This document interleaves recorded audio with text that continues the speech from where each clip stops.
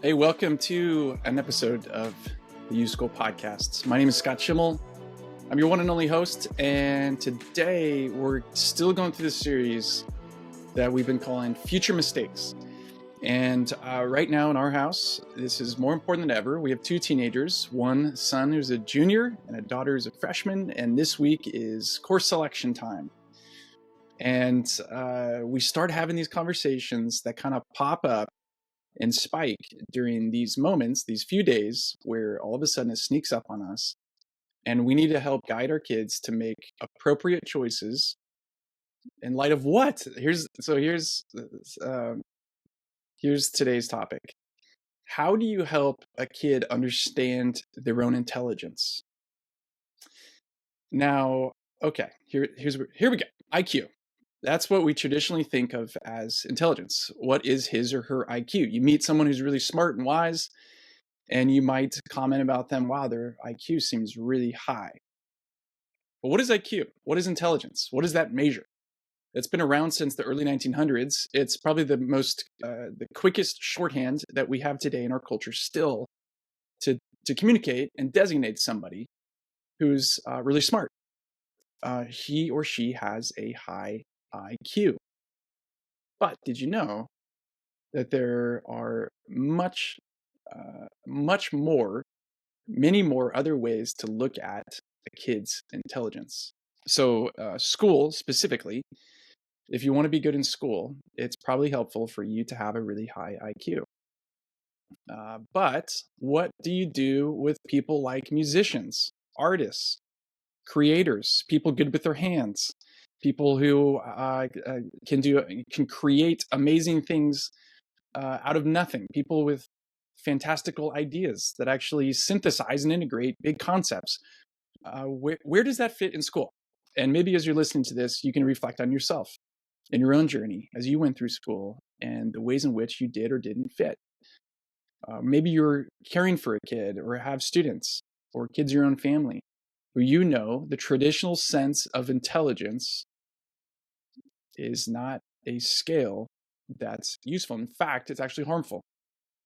One of our kids is diagnosed with dyslexia, has been on this journey for the past 3.5 years. We've been guiding her to get what she needs in terms of the right ways for her to learn how to read and process linguistic concepts. Now, what we're telling her, and I'm confirming this by doing a deep research into the science of reading, what we are telling her is having dyslexia, where for her, the challenges to read based on the ways in which she's received instruction since kindergarten don't jive. So does dyslexia mean that I have a lower intelligence, lower IQ? Now we tell her, and now I know for a fact that the answer is no.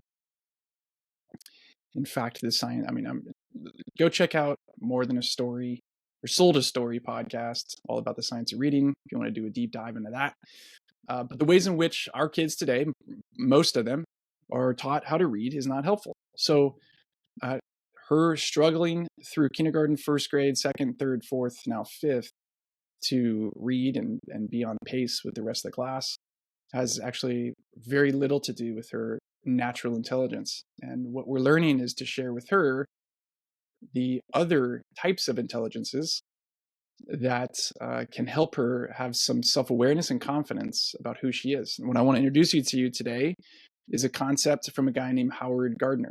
And you may or may not be familiar with his name. You're probably familiar with this concept.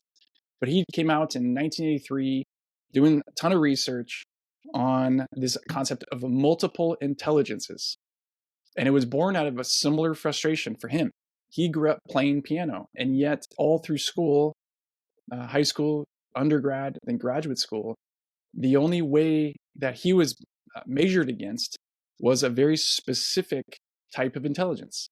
And he ended up doing this research that later on in recent years, neuroscientists have affirmed and kind of confirmed that his findings and approach is right.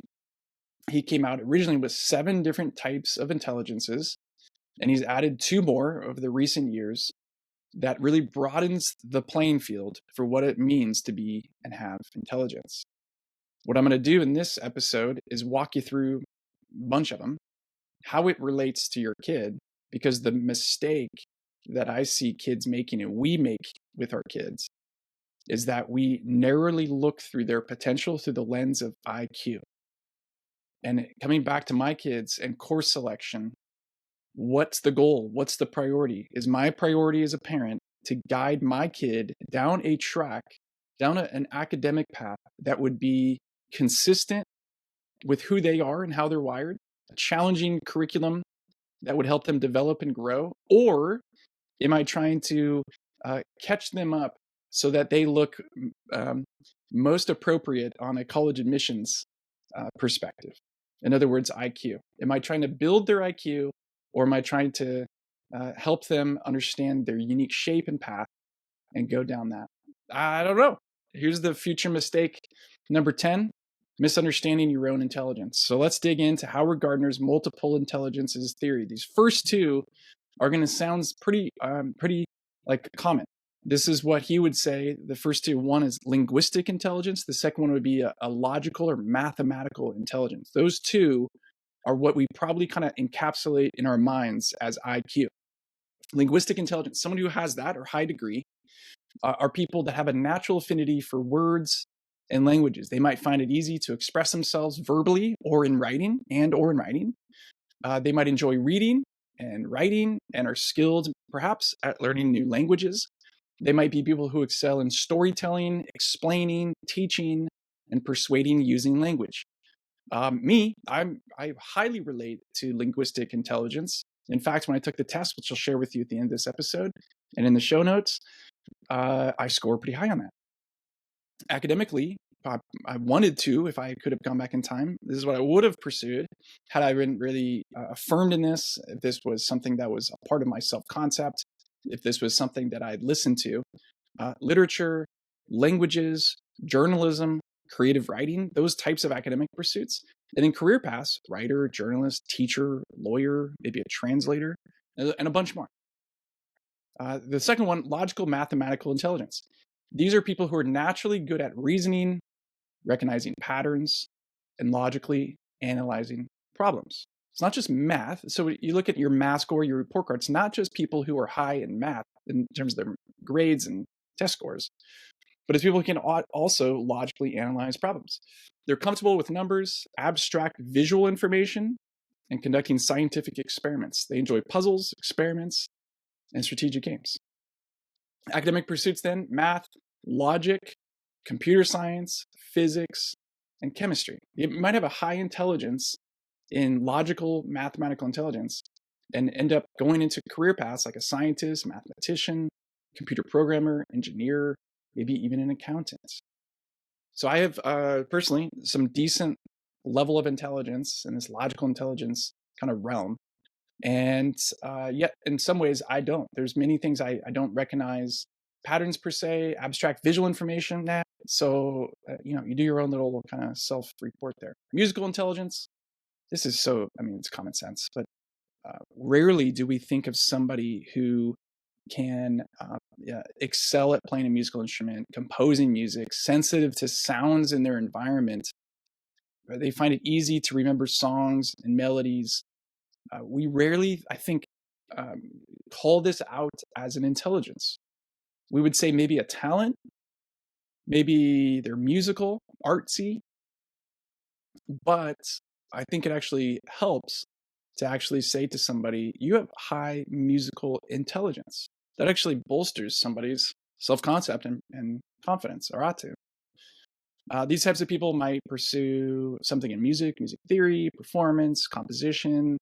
I know of a friend that pursued being a sound engineer. There's plenty of career paths in addition to what you typically think of a performer, a composer, musical therapist, music teacher. There's a bunch. Fourth, the technical term would be kinesthetic intelligence or body intelligence. These are people that have excellent physical coordination and dexterity. They learn best through doing and moving. They're naturally good at sports, dance, and other physical activities. They tend to use body language effectively. These are people you might think of as Tiger Woods, Michael Jordan, These people that have you, and again, Steph Curry, would you call it an intelligence or athletic ability or talent? I think it's actually helpful to say you have high kinesthetic body intelligence. Academic pursuits, physical education, dance, acting, sports science, career paths, obviously being an athlete, physical therapy. I was watching my 14-year-old, just freshman on the dance team at school, and this kind of Christmas holiday celebration thing the other night.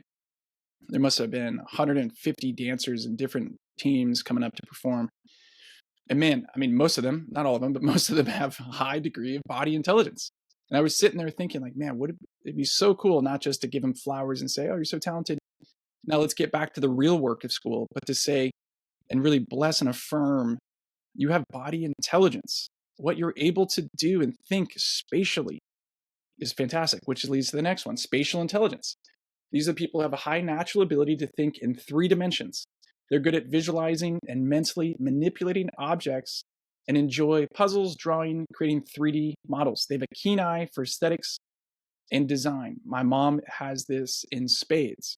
She's able to, whether it's design, interior design, I can't remember to tell you how many times I've gone to like a construction site with homes that are being developed, and she can literally see what this will look like, where the furniture will go, what the aesthetic ought to be. And I'm sitting there like, I don't even know what room we're in. This looks like nothing. This looks like 4 walls or plywood. I do not have high spatial intelligence. Academic pursuits for someone with high spatial intelligence, architecture, graphic design, photography, art, career paths, architect, hello money, graphic designer, hello making money, pilot, sculptor, urban planner. I mean, it's just extraordinary. And most people, I mean, how do you, this, where's the test for this in school? You have high spatial intelligence. We want to cultivate that. We want to encourage you down that path. We want you to explore the opportunities with someone like that. We want to challenge you to grow those abilities. I mean, this is, I don't know, I'm getting fired up. Next one, interpersonal intelligence, AKA I'd call it social intelligence. These are people perhaps with high empathy. They excel in understanding others and interacting with them. They can read social cues and emotions and are effective communicators. They often excel in group settings and are good at resolving conflicts and negotiating. This is my top one, interpersonal intelligence. Academic pursuits, again, I had no idea that this was something I should pursue. Psychology, sociology, counseling, therapy, sales, political science. He's a people person. She's really good with people. Those are nice things to say as add-ons. But what if they were the primary lens that we look through when we saw the potential and the pathways for kids to explore? Career paths, therapist, counselor, salesperson, teacher, human resources manager, amongst many, many, many others. Here's another one. This was a new one to me, studying Howard Gardner's multiple intelligences theory. Intrapersonal intelligence, or you might call it introspective intelligence. People with this intelligence have a deep understanding of themselves. They're self-aware, able to analyze their own feelings, motivations, and goals.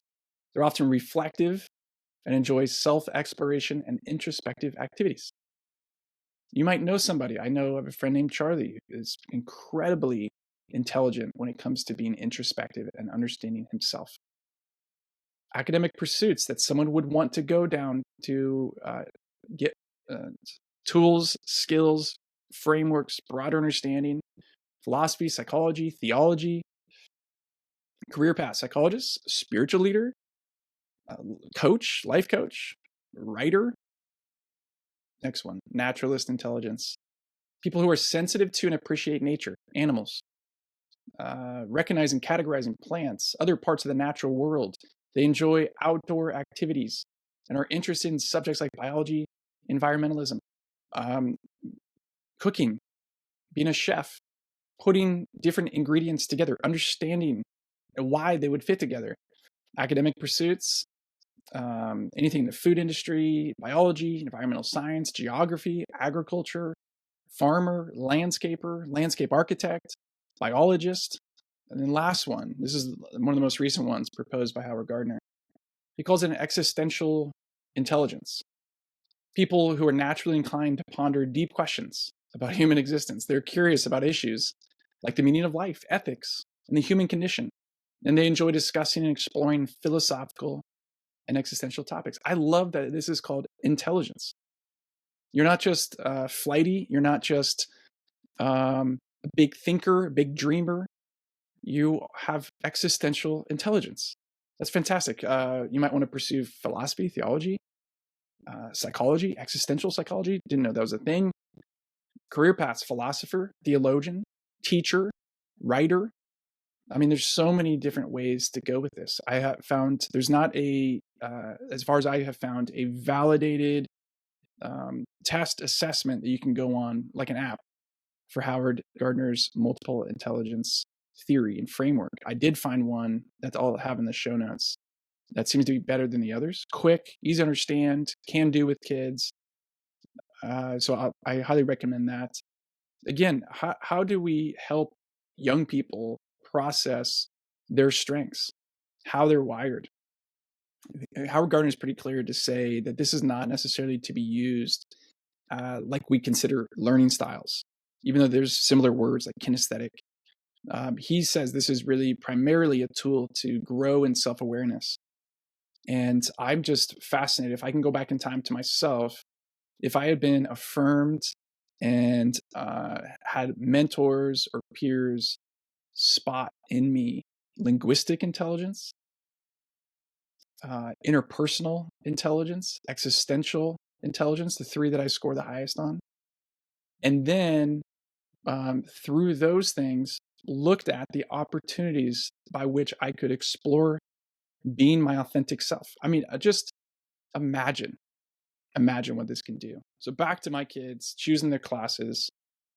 It feels nutty sometimes to say we want to be parents who help our kid go down a path that is different, perhaps, than the status quo. And the status quo in our culture, in our town, is do really, really well academically, flex your linguistic and logical intelligences, push as hard as you can to be well-rounded in school, to demonstrate that you have a high IQ and aptitude for IQ, and then go off to a great university and find yourself there, perhaps. And if not, worst case scenario, get a good paying job, put your head down, and maybe you'll get zapped someday existentially with the reason why you're here. Rather than doing that, we want to be the kinds of parents who at 17 and 14 and 10 years old look to our kids and constantly be looking for evidence of their true intelligences, of the ways in which they're wired, and then help them find and connect to opportunities, pathways for them to go and express this. We have a full article on this on the blog. I'd encourage you to buy Howard Gardner's book that we also have linked here. You can listen to him on podcasts. I mean, I just think it's fascinating. And I don't want any kid to make a mistake on their future by disregarding how they're actually wired and what their real intelligence. I believe that every single kid has genius in them. And that's not just an Instagram quote poster. It's the truth. And we need to help kids understand and recognize their own genius and go and express it through academics, through their career, to live a life that's well lived, authentic to them. Thanks for stopping by.